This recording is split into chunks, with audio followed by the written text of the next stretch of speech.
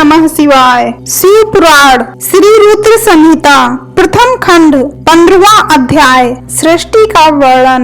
नारद जी ने पूछा, हे पितामह, आपने बहुत सी ज्ञान बढ़ाने वाली उत्तम बातों को सुनाया। कृपया इसके अलावा और भी इसे जो आप सृष्टि एवं उससे संबंधित लोगों के बारे में जानते हैं हमें बताने की कृपा करें। ब्रह्मा जी बोले, मुने, हमें आदेश देकर जब महादेव जी अंतर्ध्यान हो गए तो मैं उनकी आज्ञा का पालन करते हुए ध्यान मग्न होकर अपने कर्तव्यों के विषय में सोचने लगा।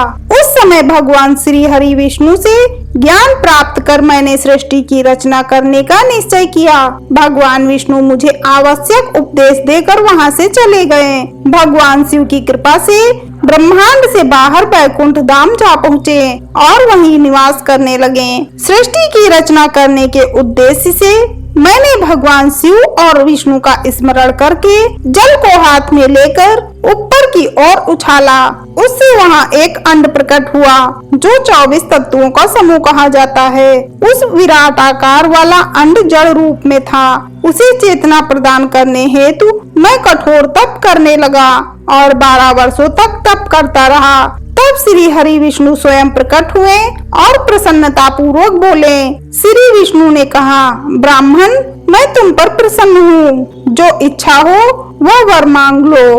भगवान शिव की कृपा से मैं सब कुछ देने में समर्थ हूँ। ब्रह्मा बोले, महाभाग, आपने मुझ पर बड़ी कृपा की है। भगवान शंकर ने मुझे आपके हाथों में सौंप दिया है। आपको मैं नमस्कार करता हूँ। कृपा कर इस विराट 24 तत्वों से बने अंड को चेतना प्रदान कीजिए। मेरे ऐसा कहने पर श्री विष्णु ने अनंत रूप धारण कर अंड में प्रवेश किया।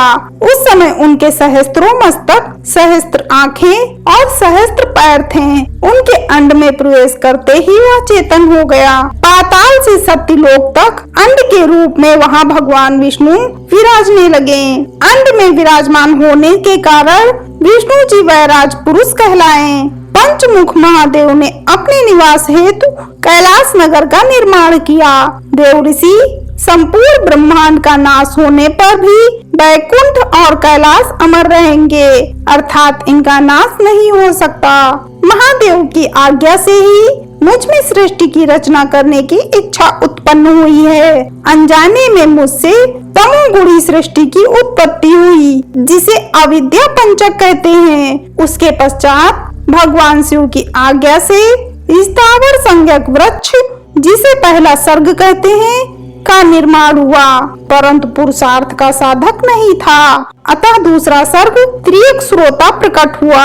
यह दुखों से भरा हुआ था। तब ब्रह्मा जी द्वारा ऊर्ध्व श्रोता नामक तीसरे सर्ग की रचना की गई। यह सात्विक सर्ग देव सर्ग के नाम से प्रसिद्ध हुआ। यह सर्ग सत्यवादी तथा परम सुखदायक है। इसकी रचना के उपरांत मैंने पुनः शिव चिंतन आरंभ कर दिया। तब एक रजोगुणी सृष्टि का आरंभ हुआ जो अर्वाक श्रोता नाम से विख्यात हुआ। इसके बाद मैंने 5 विकृत सृष्टि और 3 प्राकृत सर्गों को जन्म दिया।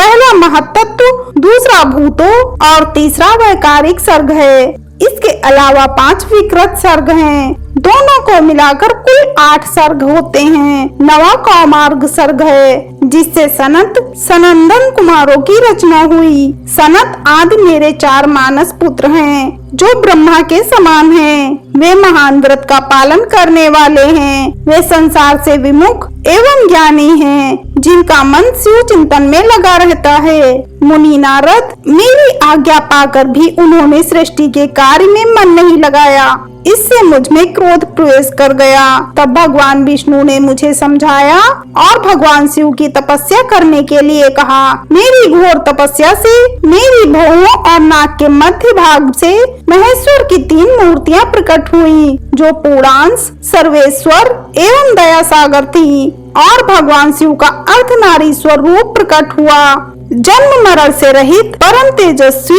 सर्वज्ञ नीलकंठ साक्षात उमा वल्लभ भगवान महादेव के साक्षात दर्शन कर मैं धन्य हो गया। मैंने भक्ति भाव से उन्हें प्रणाम किया और उन्हें प्रसन्न करने के लिए उनकी स्तुति करने लगा।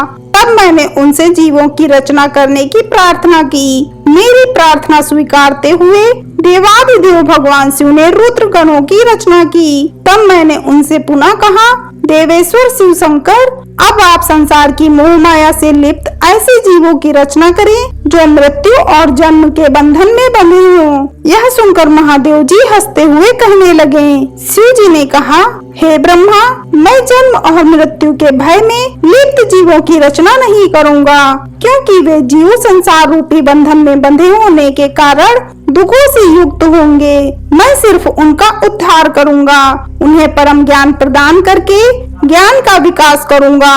हे प्रजापते, इन जीवों की रचना आप करें। मोह माया के बंधनों से बंधे इस प्रकार के जीवों की सृष्टि करने पर भी आप इस माया में नहीं बंधेंगे। मुझसे इस प्रकार कहकर महादेव शिव शंकर अपने पार्षदों के साथ वहां से अंतर्ध्यान हो गए। हर हर महादेव।